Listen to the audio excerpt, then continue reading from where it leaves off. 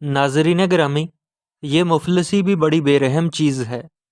یہ جب امتحان لیتی ہے تو انسان کہیں کا نہیں رہتا، در بدر بھٹکتا ہے، ٹھوکریں کھاتا ہے کہ کہیں سے چار پیسے ہاتھ لگ جائیں۔ ایسے میں اپنے پرائے سبھی ناتا توڑ لیتے ہیں، کوئی مدد نہیں کرتا، اور آخر کار نوبت فاقوں تک آ جاتی ہے۔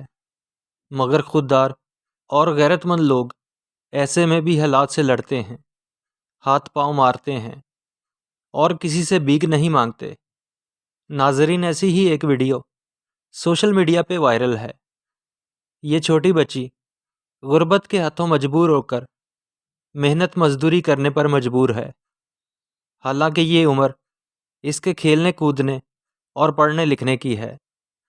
یہ بچی گاڑیوں کے شیشوں سے گرد و غبار وغیرہ صاف کر رہی ہے تاکہ گھر والوں کے لیے چار پیسے لے جائے اور کسی طرح گزر بسر ہو سکے، جبکہ دوسری طرف گاڑی میں بیٹھی چھوٹی بچیاں حیرانی سے اس لڑکی کی طرف دیکھ رہی ہیں۔